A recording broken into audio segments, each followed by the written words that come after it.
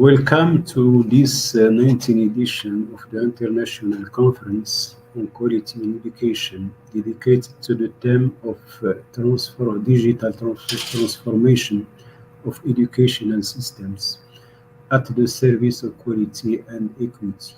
I am pleased to welcome Mr. David Gronlink from USA and Mr. Marko Turk from Croatia. The first speaker will be Dr. David Gronlink. Welcome, Dr. David. Thank you. Thank you so much for having me. It's great to be here. Okay. Should I go ahead and begin? Yes. All right.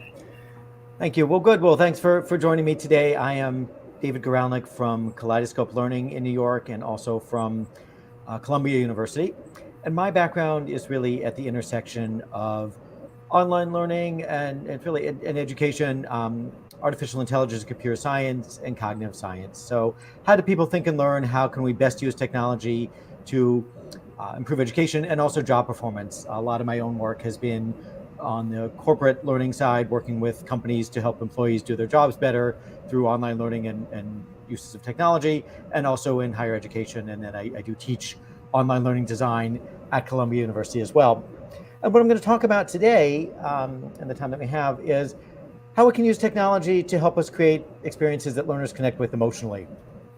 There's sometimes a perception that technology is cold and that people don't connect with it well. But my view is that if we use it in the right ways, we can create experiences that learners connect with very, very well and feel immersive and and relevant to them. And so I'll talk a little bit more about what that means.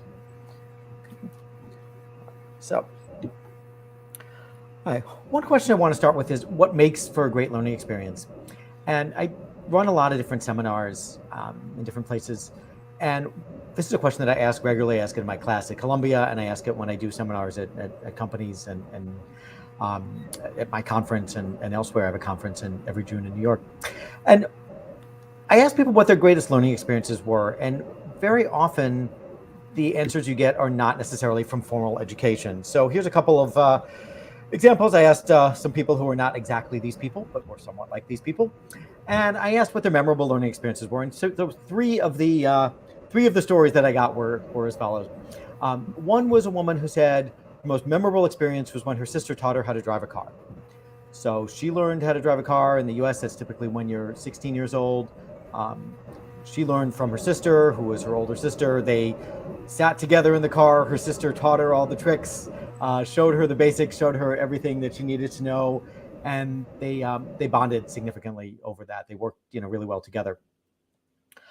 Another person had their most memorable experience being when they learned how to crochet from her aunt. And that was another one where it was very much about the personal experience. Who did she learn from as much as what she learned?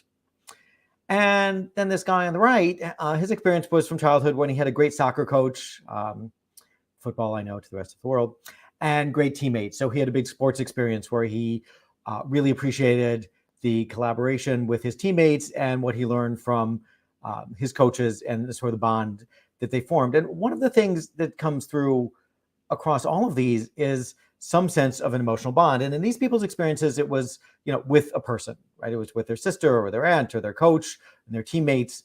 But it doesn't have to be. A lot of times it can be something that you form through a very personal experience, even if it's using technology, and also, of course, ways to form bonds with people using technology. So even in self-paced learning, which is a lot of what I'm going to talk about, I think there are ways that we can create experiences that really do feel emotionally relevant. So what's always striking to me when I ask this question is that people almost invariably answer with things from their personal lives much more than from their professional work lives, or sometimes from higher education, but not as often.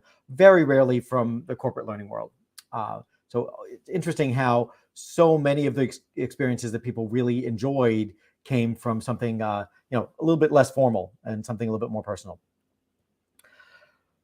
One thing we can take advantage of is when we have new technologies, we have new methods of interaction. And I think that's one way that we're able to create really interesting experiences that people connect with. So take a minute just to kind of go over a timeline of the history of interactions and interfaces. Way back in the old days, we had the radio. You could listen, you had sound, you could change to a different station. That was pretty much about all you could do.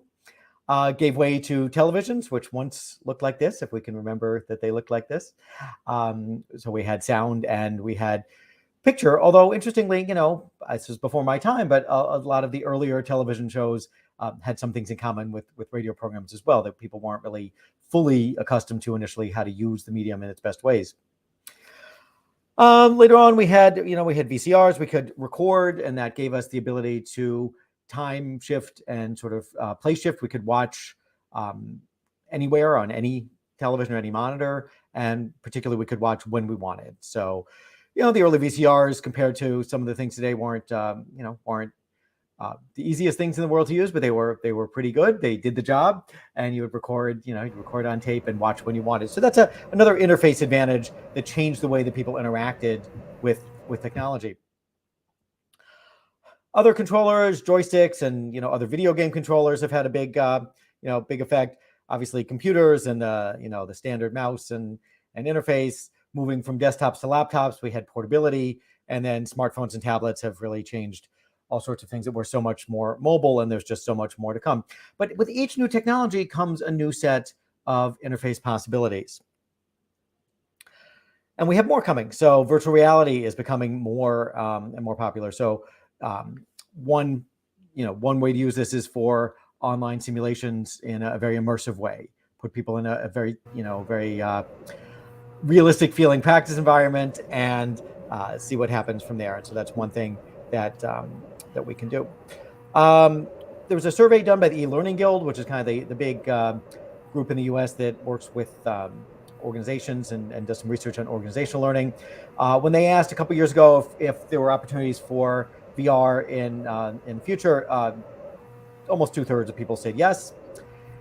Augmented reality, where you take something and build on top of it, and that's another one which is really useful. Just-in-time performance support, something that helps you do a job when you need to do it, rather than needing so much training. And again, that's also coming popular. This is a Google Maps, sort of a newer Google Maps example, where you can see where things are as you're walking, and try to pay attention to where you are as well as to your phone. But there's that, and this is also something that people see even more highly as useful in the organizational world. Other technologies, holograms are getting there, I think, in terms of being not quite something that's mainstream use, but the idea that you can project. I know some companies, a company called eReal from Italy, which is doing some really interesting hologram work that I've seen, where they're doing medical simulations based on projecting 3D images and letting people actually do some practice doing things using this the simulated world. Artificial intelligence has all sorts of possibilities. In my view, there is often a sense, I think, that AI is great for analyzing data and for some other things. And I think that's certainly something it does well. I really want to look at what AI can do to support the learning experience. So we take that data, do something with it to put people in a position where they can learn in a way that makes sense to them, and in a situation that makes sense to them, with perhaps an artificially intelligent coach. And so toward the end of my talk, I'll show a little example of what this future might look like with some of these mixed technologies as we move ahead. So more and more technologies, wearable technologies, voice, 5G networks are becoming more ubiquitous, and that speeds up things and makes some things easier, because networks that people can get to anywhere, anytime, are becoming faster. Starting to see foldable and rollable technology, at least foldable anyway. I think that one's been a little slower than I had expected. I do have a foldable Samsung phone now, which I've been very happy with. Has a little bit of a crease, but not too bad, and it nicely stores away in a pocket. And then some of these headsets, I haven't decided what I make of them yet. These are things that let you control technology via your brain waves, and that that one seems new and different, and it's been kind of around for a while, but maybe not taking hold in the mainstream just yet. So with all these technologies, what kinds of experiences can we create? How can we create experiences that people are really going to connect with? And I think that's the big question. And one of the key factors is being aware that we're trying to scale up. So, years and years ago, people learned differently. Back in the early days, back in, ancient times even, people learned by the apprenticeship model. They would work with a master. So you wanted to learn to be a master blacksmith, you would work with, or you're with an existing master blacksmith, and you would form a relationship. You would work with this person who would be your mentor. You would learn by practicing, by doing. You would start with simpler tasks, maybe even just cleaning up, and then learn gradually more advanced tasks. You would get regular feedback from your coach, who would be there with you all the time and would get to know you and would get to know your preferences and your interests and the things that you were good at and the things that maybe you needed some work on. All those things. And that was a very effective model. And, the problem with that model was simply that it didn't scale well. So when there was a need for more people, mass workers, mass education, we ended up with a lot of the educational models that we have now. We have a person, in front of a room speaking to a large group of people, and there's not a lot of room for student interaction because there simply can't be from a practical scalability standpoint. With technology in the way that I view it, we can continue to build immersive experiences that do scale up. So if we build a really interesting, mixed reality AI-based system that someone can use, that works as well on 1 million people or 100 million people as it does on one. So scaling up to me is a key theme in terms of how we best use technology as we move forward. Another one is user-centered design. There's always a tendency in traditional education to start from the perspective of the expert, and we want to think about a little bit the perspective of the learner and work from there. Story I always like to tell about user-centered design. This is an early MP3 player. Some of you may remember this from a company called iRiver, which was a nice little device. So this was back in 2002, this little device that you see on the screen. And it was one of the earliest MP3 players that was out. And, it's small. You could go running with it. I was an early adopter of technology, as I tend to be. And I had one of these and enjoyed it to a fairly, reasonable degree. But it wasn't always the most comfortable thing to use. In order to put music on it, what you would do was find MP3 somewhere, usually by ripping your own compact disc, your own CDs. Maybe find them elsewhere on the internet, wherever you found them. Hope they didn't have a virus. Download your files, and then connect this little device to your PC, and I think it was only PC. And it basically functioned as an external hard drive. So you had to name your files something reasonable, copy the files over to this device, and then you could look at it. It has a tiny little screen. You could kind of maybe see the first few words of the song if you named the file with the first few words of the song. And again, it was really, it was a nice little device, but it didn't really catch on. And one of the reasons it didn't catch on was because it wasn't comfortable and easy for people to use. I, as a high-tech person, found it cumbersome, but I could handle it. For other people, it was probably, more than anyone wanted to deal with, to say the least. And then, not really all that long after it, Apple came out with the first iPod. And a lot of the difference, certainly is beautiful and was for the time in a, purely physical design sense. It felt good in the hand, and the track wheel was great, and all of those things were popular. But a lot of it was really the ease of use of the entire system was what made this work. The iRiver was kind of, taking files and folders and systems and trying to sort of shoehorn them into a music player, and it kind of worked a little bit and worked for some people. The Apple model was go to the iTunes store, download music, pay for it there, plug your iPod in, everything syncs, everything has all the information you need, song, title, artist, album, whatever, and it's easy to find. You can make your own playlists and all that. But a lot of it was just the ease of use, that you really could do what you needed to do without having to get into the details of the technology. So user-centered design is a key issue to me in anything that we're going to do. Next key theme is learning by doing. Not just in the corporate world, but I think in so many higher education situations as well, put people in a position where rather than memorizing information, they can do things. There's obviously a lot of academic research behind us on this. And if we can construct the right situations so that people need to make use of information and skills that they have, we're putting ourselves in a really good position. And technology lets us design really interesting learning environments to do that. And again, that scale up well. So learn by doing to me is always a core facet. Situated learning, the idea that you learn in context, so related to learning by doing. And there was a seminal paper that many of you may have seen from Brown College and DeGeet in 1989 on exactly this, that you learn, knowledge is best in context. So situated in the way that you're going to use it. So rather than learning things out of context, learn them in the ways and in the form and context in which you're going to use them.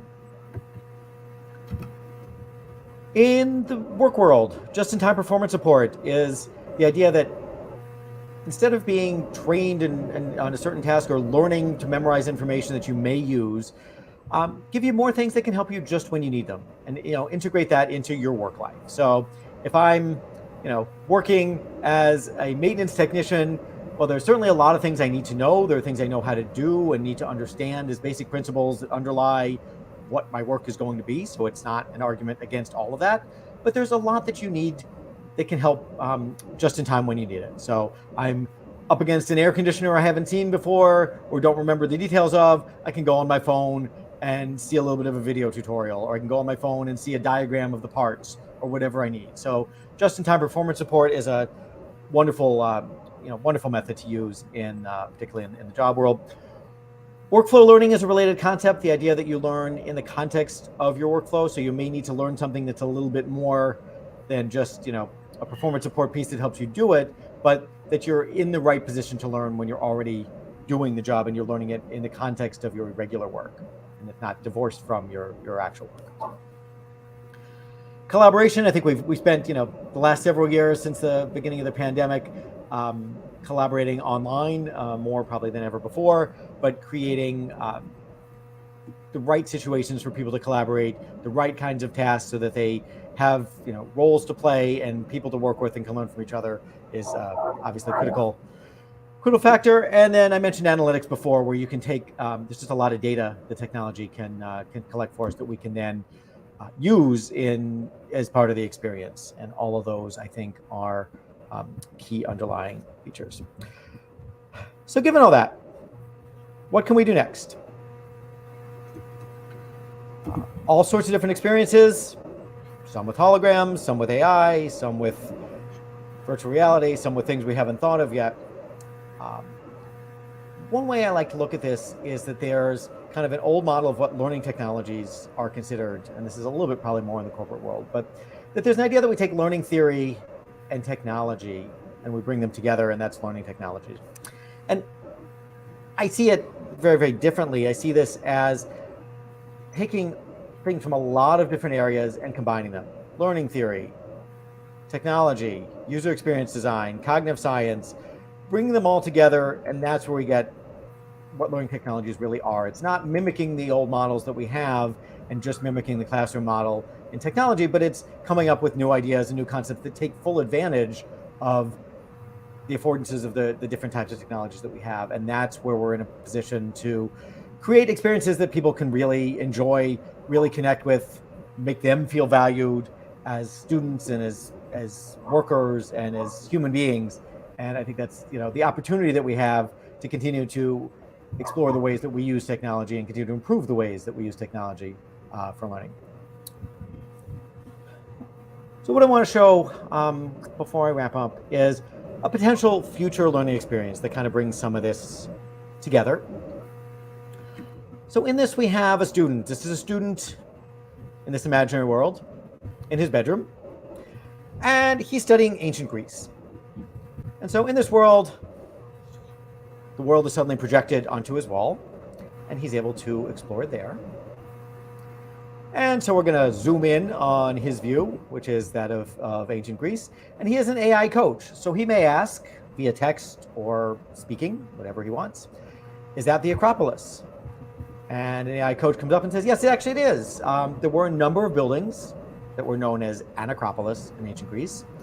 This is what the word means. It means highest point. The Acropolis in Athens, that's the one that you recognize, the famous one. And that is the Acropolis. So yes, you are absolutely right. And how about that? So And now the student may ask, did this always look the same over the years? Again, this is a sample dialogue that you might have with the coach, and the coach comes back with, well, we don't know much about the appearance of the Acropolis before the Archaic era, but then she'll talk about major addition when Pisistratus built an entry gate. Okay. So we can take a look at the gate. Well, that's interesting. And our student may say, well, who was Pisistratus? You can take this conversation in this world in whatever direction the student would like. And she's got some information about who that was and he was the son of, somebody you might have heard of, and what he looks like. Okay. Student finds the Acropolis being bigger than he imagined. We could go on and on and on. We could also move to Greece today. So outside the virtual world in Greece, we might have the student, if the student is fortunate enough to go to modern Greece, can be actually online with other people and with the coach helping him through it. Okay, so we see the coach is there answering his questions. We may have other students who we can communicate with and collaborate with. All of this can be part of this imaginary future experience. And a lot of these things we can do today. So what are the key elements of this experience? One is it's very realistic, and there's experiential learning. So in this case, you're not exactly doing. So we didn't have the student in this example be in charge, right? The student wasn't in charge of a city. He wasn't in charge of Athens. He wasn't in charge of the government. It wasn't any of those things. But he was exploring in his own way and had control over the experience itself. There was coaching guidance, right? The coach was with him all the way when he wanted to answer questions. There was feedback. So from the coach could jump in and, give him feedback. The coach might also ask him to do some tasks, or he might try to do something like, hey, why don't you, build something or tell me about something? And there's the potential for feedback from peers. So we saw just the one last moment where they're in modern day Greece and the student was collaborating with peers, which also is something that could have been done with the ancient model as well. The learner has control, but has assistance and advice.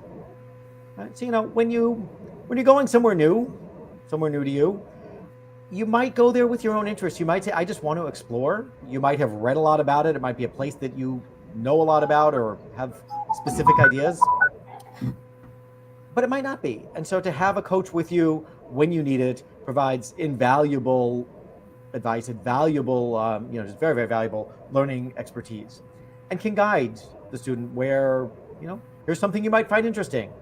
Here's something that maybe, based on what I know about you from the data we've collected, you would like.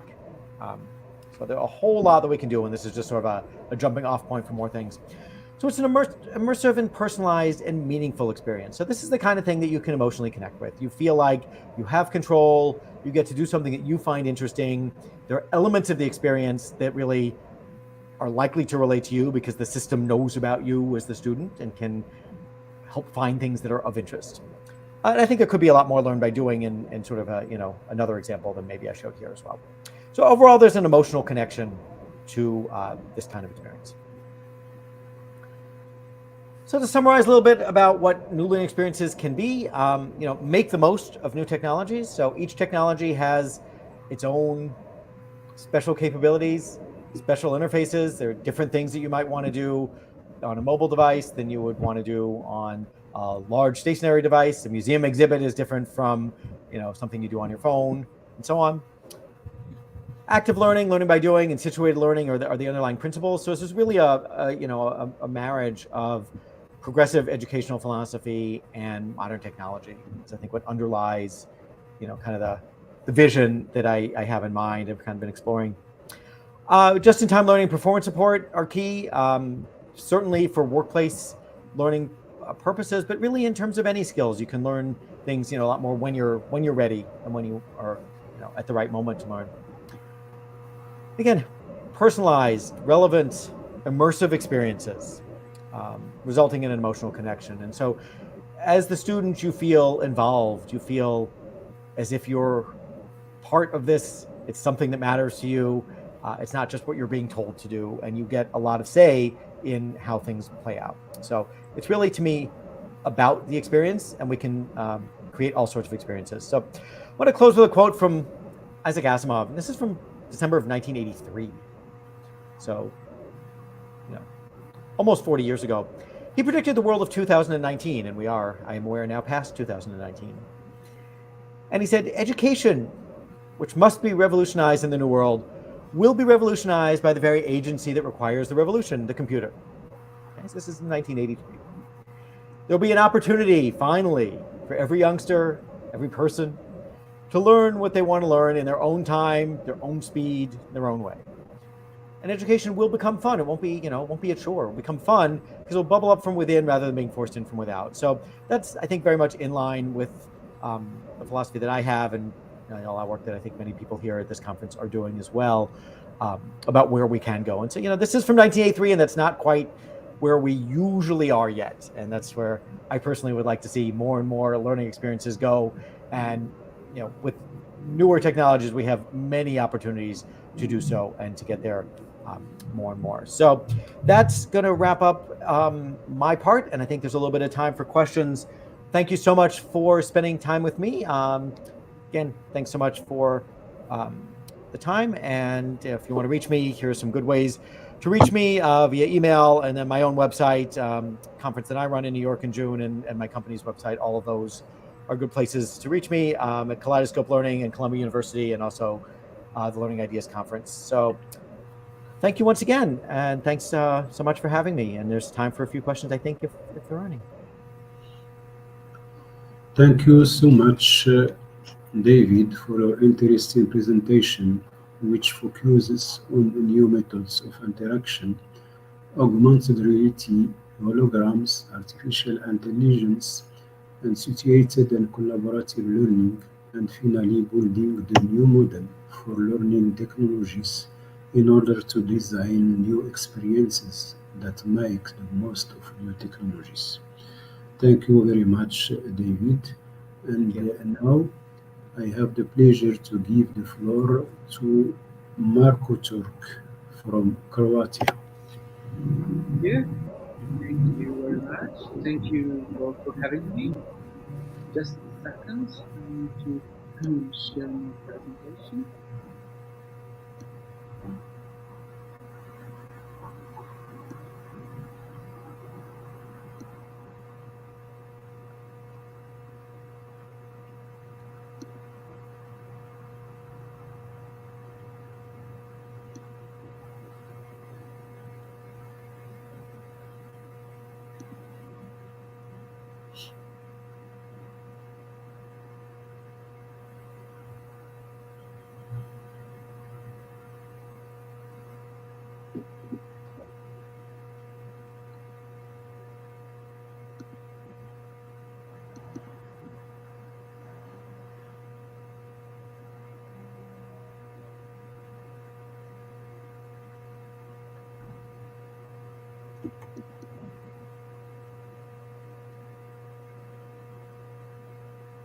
Okay, I hope you can see my presentation. Yeah, perfect. Yes, but I think there is problem with your sound. With my sound.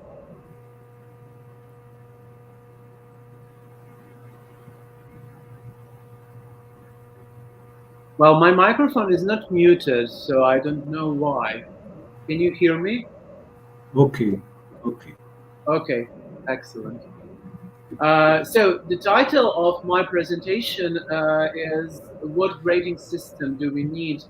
Alternative assessment methodologies."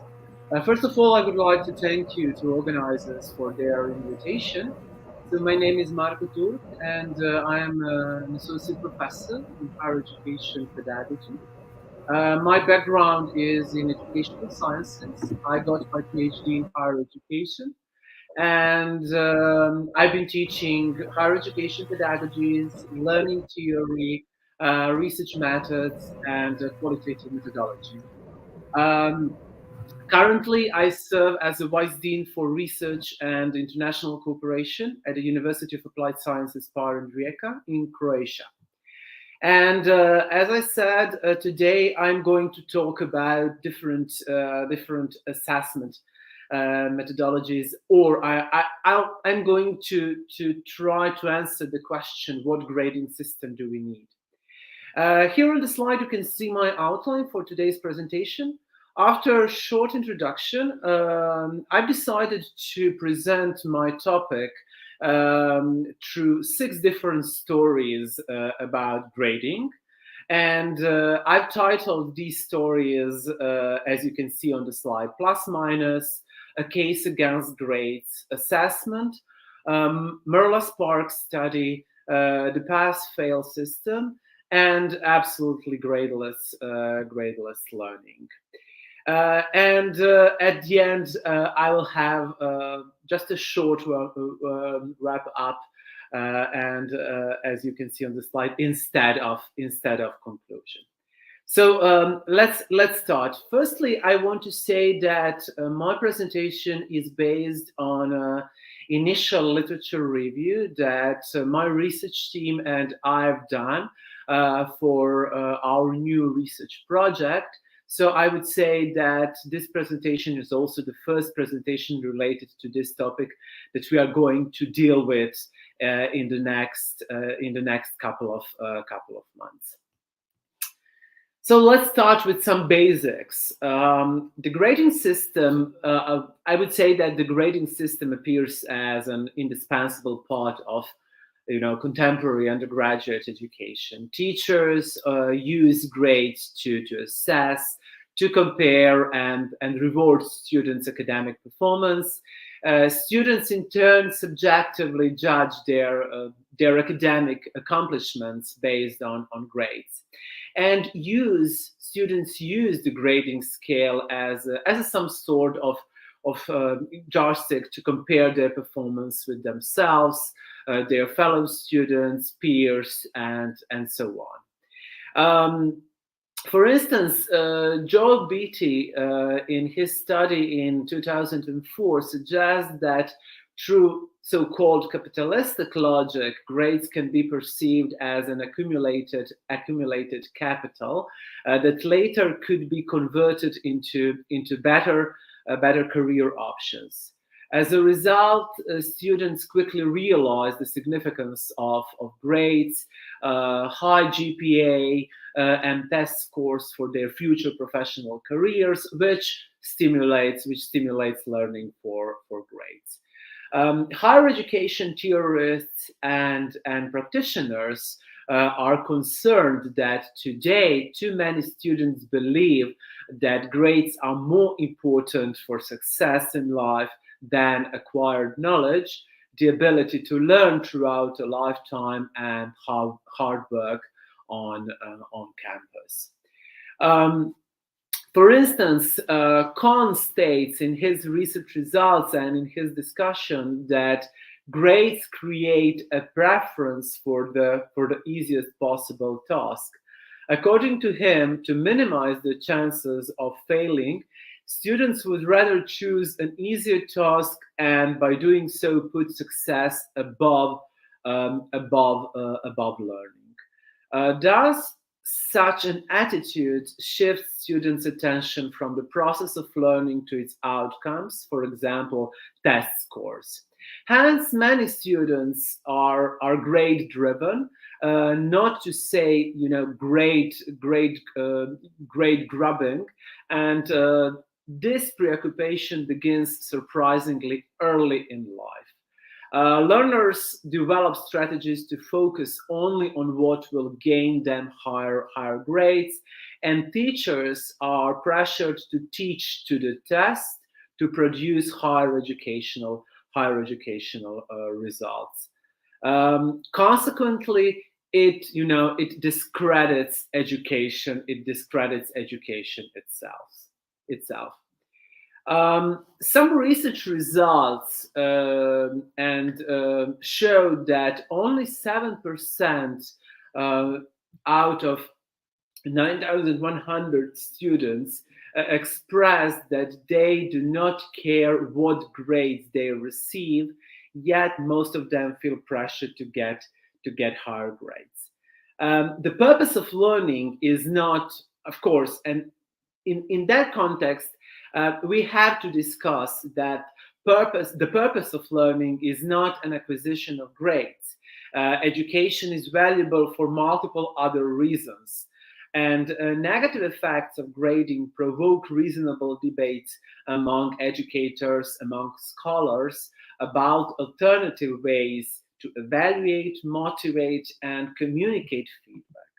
And different research results examine problems of traditional grading systems and discusses experimental studies and alternative approaches.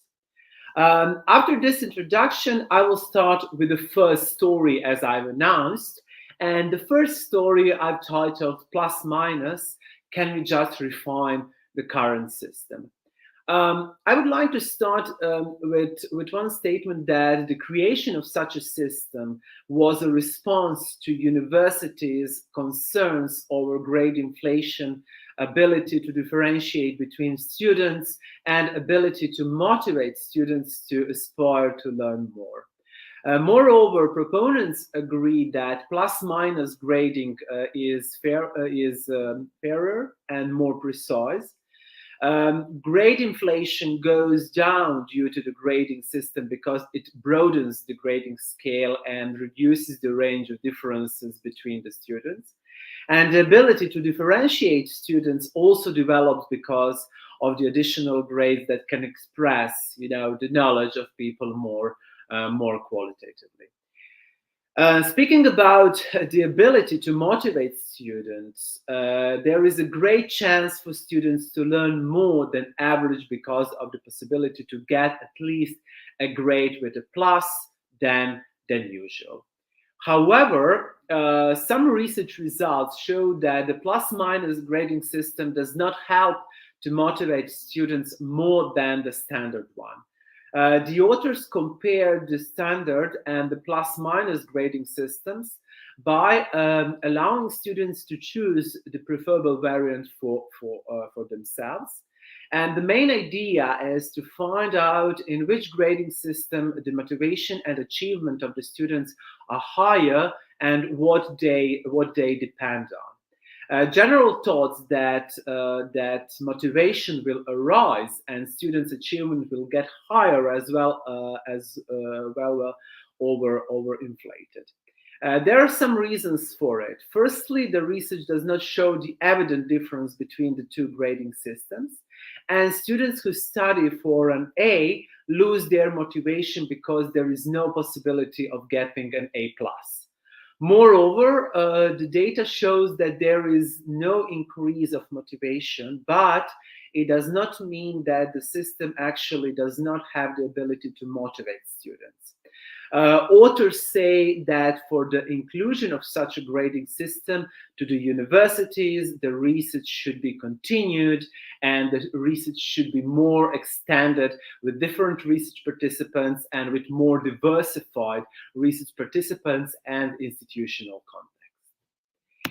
The second story I'm going to present is titled A Case Against Grades. Some studies indicate that the traditional grading system improves motivation and academic performance even among graduate students. Yet, we can find a set of arguments which are going against grading. One of the heavy arguments against the system is that the skill of knowing something was easily measured by grades. However, the skill of learning is not. And we can simply think about other activities which are happening not at the school or another educational institution, such as learning to tidy up the room. And furthermore, instead of supposedly increasing the level of motivation, grading decreases it and decreases interest in education, forcing them to choose the easiest path for grades. Another issue with grades is unequal evaluation of assignments. To prove that statement, authors found that grades are often valued in very different ways by professors and students, representing many different factors. The third story I would like to tackle is assessment summative versus formative assessment. According to authors, concerns about the grading process in higher education are inextricably linked to problems with prevailing assessment practices. They note that learning assessment excessively depends on summative assessment, while more formative assessment practices are neglected. Although summative assessment occupies a privileged position in learning assessment, it has some serious drawbacks. For instance, Williams identifies three main disadvantages of summative assessment. The first is that this type of assessment leads strategic learners to learn only what will earn them better grades, and teachers to teach the test. And the second disadvantage is that summative assessment focuses on propositional rather than procedural knowledge. This means that summative assessment methods are more useful in assessing the knowledge of specific facts. The third disadvantage is the lack of feedback, and the importance of feedback is highlighted in many different studies related to teaching and learning in higher education and to different assessment strategies and approaches.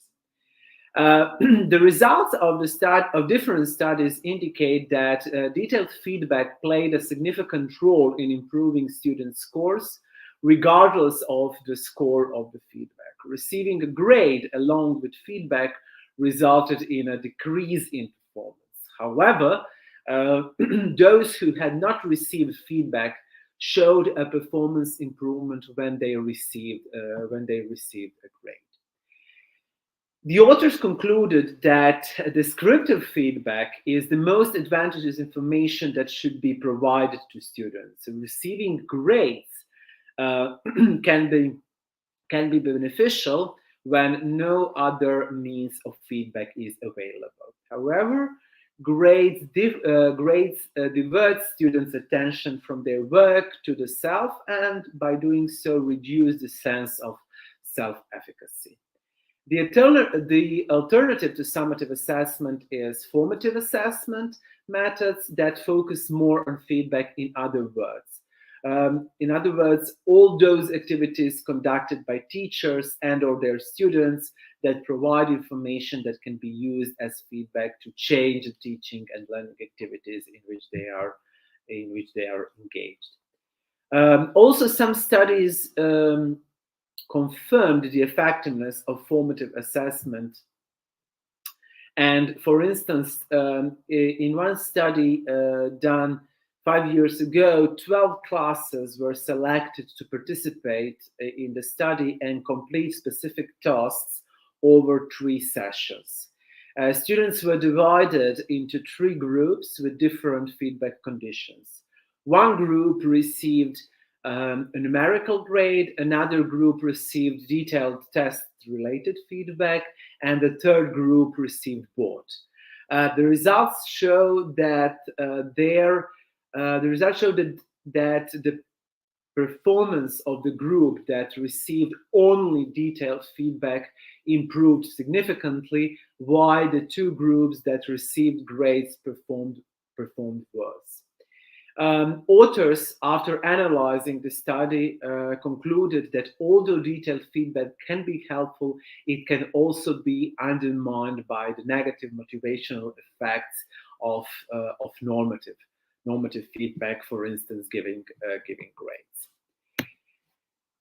The fourth story is Merlas-Perk's study.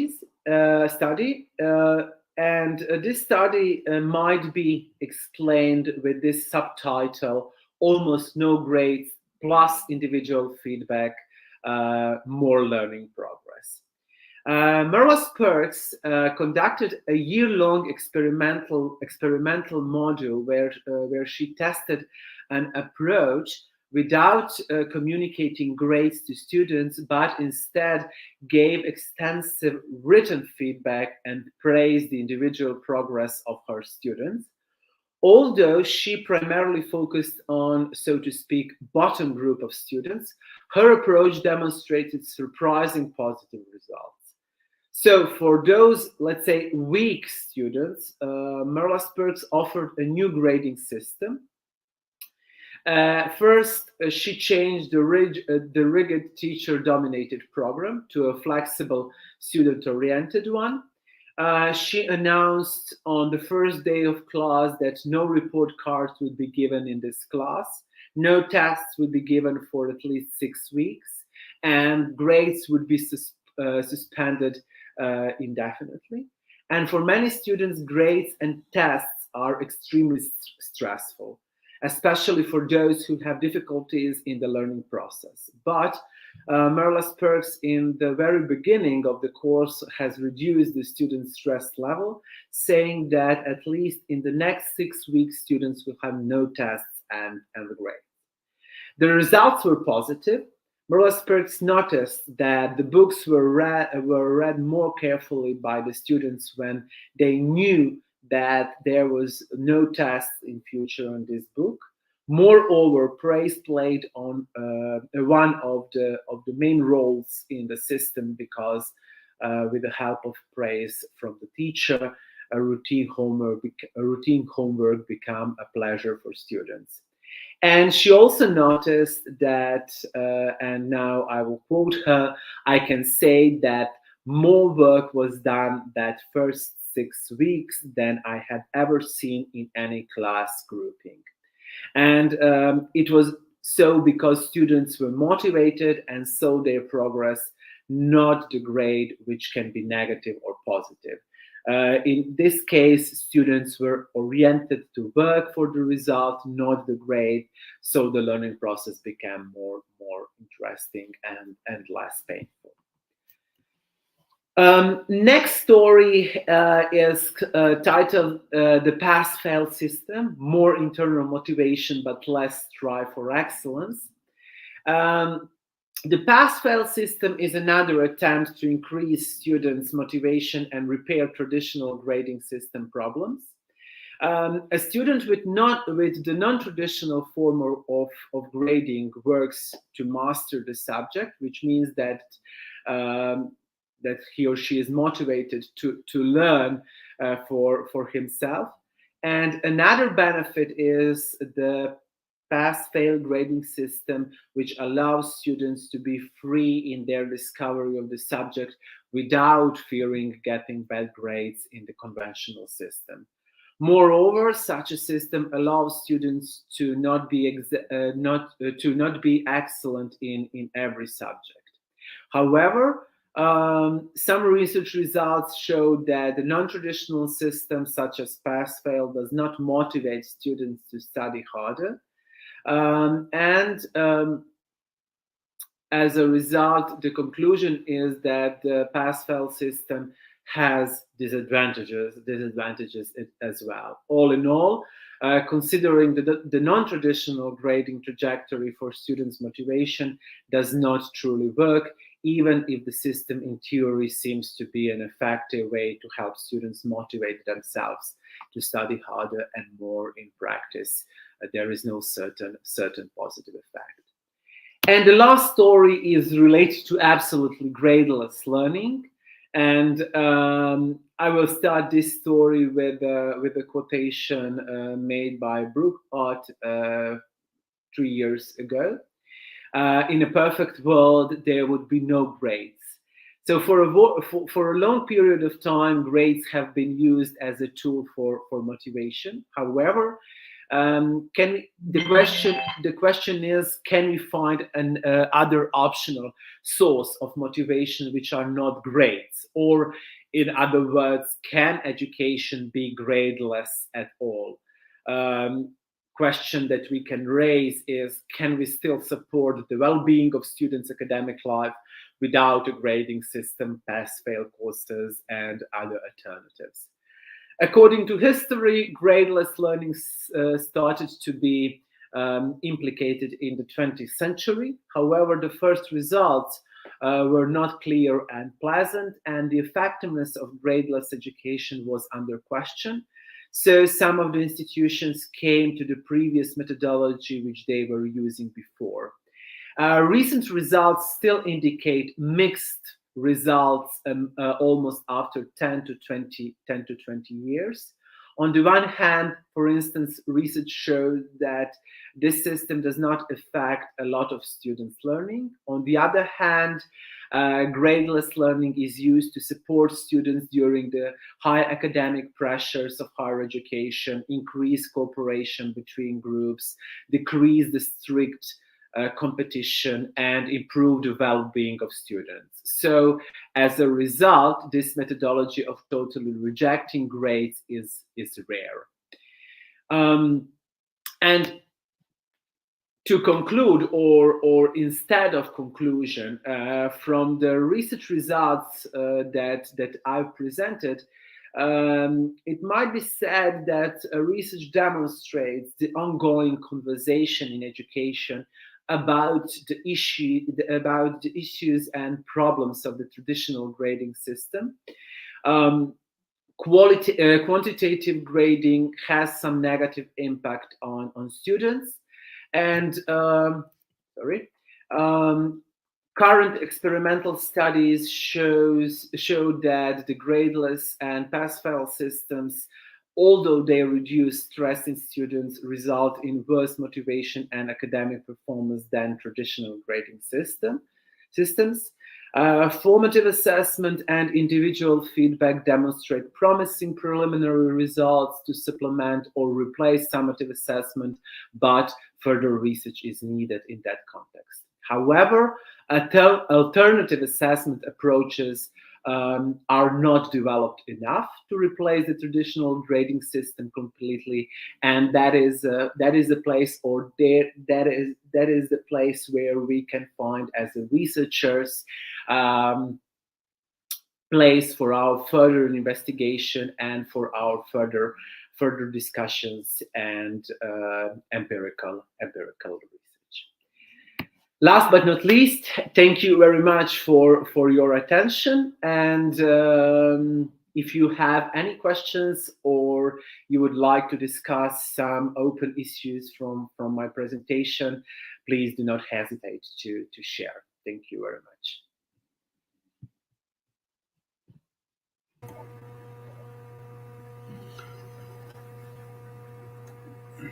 Thank you so much, Marco, for your interesting presentation, and we hope that we can have an absolutely guardeless world. We have two questions, one to David and another for Marco. The first question is how to develop a relevant, inclusive, and efficient digital education ecosystem, David. Oh, that's a great question. I don't know that there's a fully easy answer to that, but I think a lot of the things that I talked about can help form the basis for that. So I mean, certainly everything starts with goals and awareness and wanting to that to be what you do. In terms of inclusivity, one advantage is that anything we do with technology can theoretically reach at least a larger audience, people who can, anyone who has, a network that they can get to it.